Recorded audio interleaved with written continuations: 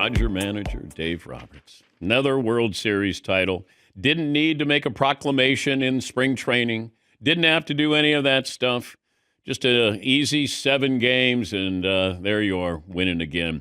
I guess, can you compare the back-to-back, the different feelings that you had? Well, I'm glad you're ho-hum about it. It was very difficult. Winning a championship is very difficult. Winning 2 is even tougher. No, I mean, there's nothing like Game 7, and a lot of things had to happen. Guys stepped up, and I'm just proud of the guys.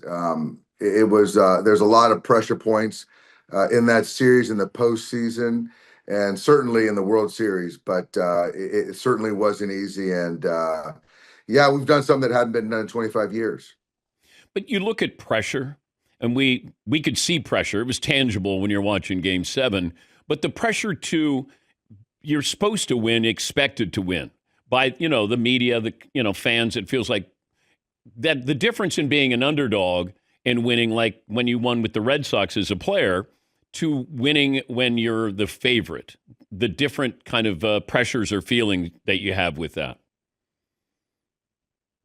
Yeah, I guess I don't know. I guess the thing about sports is, yeah, everyone's got opinions, but the David and Goliath narrative, fans, media put things together that just aren't true. And to be quite honest, people that have never been in the ring. And the Blue Jays were a very good team. They won the AL East. They won more baseball games than we did, but we're Goliath.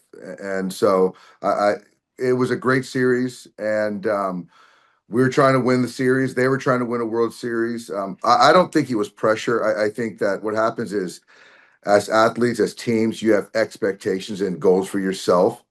And, you don't want more for yourself than fans do. You want to win. You expect to win. So I don't think that our pressure from the fans or media had any bearing on the game. We were trying to win for each other in the city of Los Angeles. Give me the move that maybe you were going to second guess yourself in Game 7, and you didn't. Probably. Well, the easiest one is hitting for Miguel Rojas. He's a defensive guy. I inserted him in Game 6 to add some infusion and energy into our club.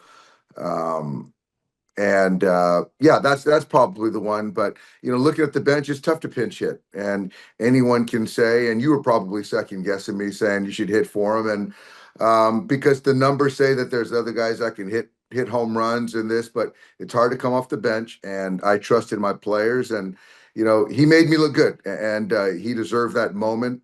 And in the postseason, what I have learned, Dan, is it's not about the numbers. You got to trust your players, and my job is to know the players. That's my job. Ultimately, that's my job. It's not to know statistics. It's about to know the heartbeat of the player. And I do believe that to win 11 or this year 13 games in October, you've got to trust your players and know your players, and that's what we did.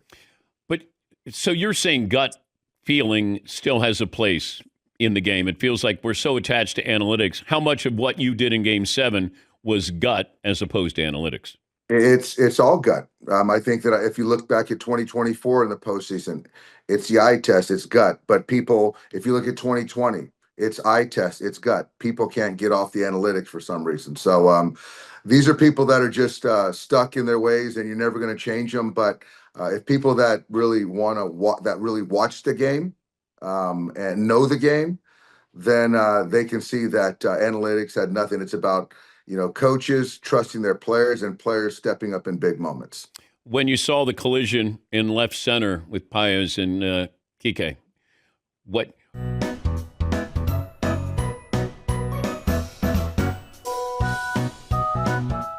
I was prayers were answered. It was unbelievable. They both went after it. Kike was trying to make his Willie Mays play.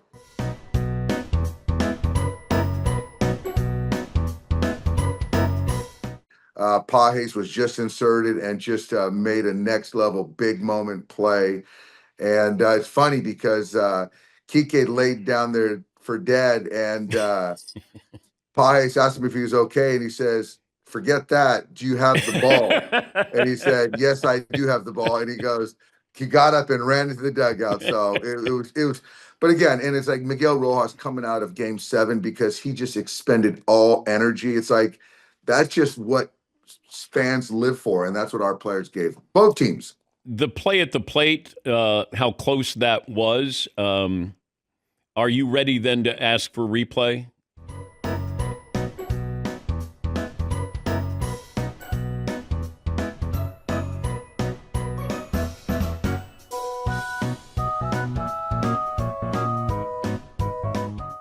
Oh, that was like I was asking for replay right from the get-go, or if they would have called it, say for sure.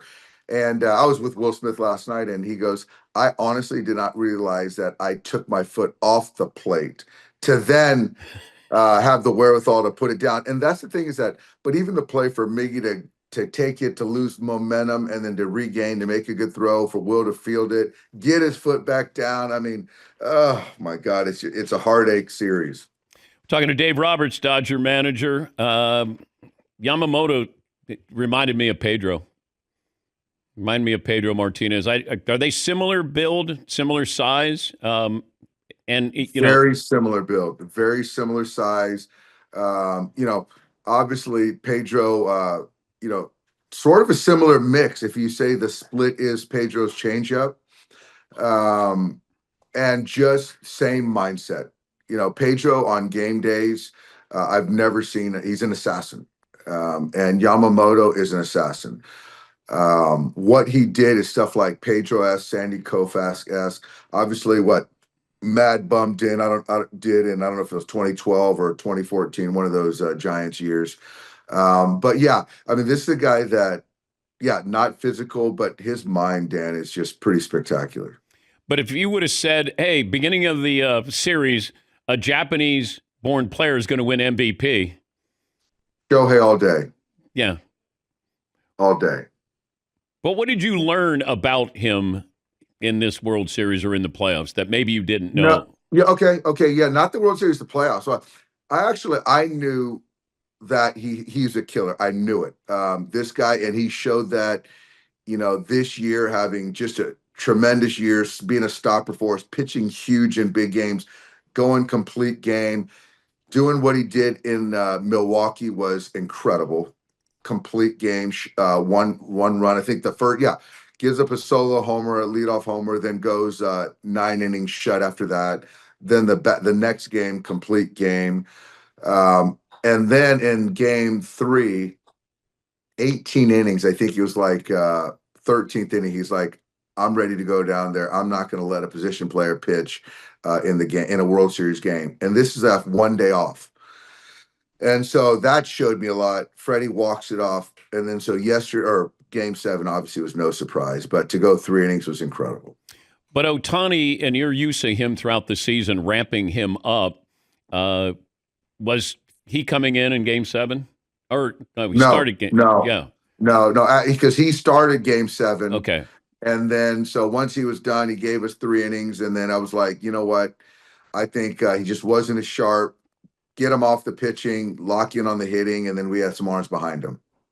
Yeah, I thought the way you ramped him up the entire season was interesting. When you have that kind of talent, but he's got 2 innings or he's got 3, like you got to be careful that you don't get greedy in a situation, I guess, like that. You do. And it was, it's hard not to be greedy, but we went 1 inning, remained steadfast, 1 inning, 1 inning, 2 innings, 2 innings, 3 innings. And then, at the end, that was the first time, because all year he had 7, 8, 9, 10 days of rest. So game 7 was the first time he ever went on 3 days rest. So that's why, this guy's coming off 2 Tommy Johns. He's our team MVP. And so he's 2 players in 1. So we couldn't get greedy with him. So 3 days, he wasn't terribly sharp. He gave us 3 innings. That was plenty time again. How was the celebration? Oh, so last year was insane. We didn't get it in 2020, so it sort of kind of butted up together in 24. But yesterday's parade, or 2 days ago's parade, was the best. They one up themselves. More people, a longer parade route. Players were just overjoyed. It was fantastic, Dan. You getting used to this? I would say I enjoy it. I wouldn't say getting used to it. We already talked about the players already talked about a three-peat. I talked about a three-peat, so I'm not making any guarantees, but I already cleared it with Pat Riley on the three-peat term. So we're excited. I just think with us, you got to find some carrot. It's like we started out in South Korea in 24, finished in the Bronx, started out in Tokyo, finished in Canada. And so we've had the longest season, the shortest off season of anyone, traveled the most miles. So you've got to have some carrot to keep our guys focused and motivated. So the three-peat is it for us. Yeah. I mean, you want to win, you expect to win. That's right. That's absolutely right. Congrats. Thank you, Dan. I appreciate you, man. All right. Enjoy your off season. ご視聴ありがとうございました。チャンネル登録と高評価よろしくお願いします。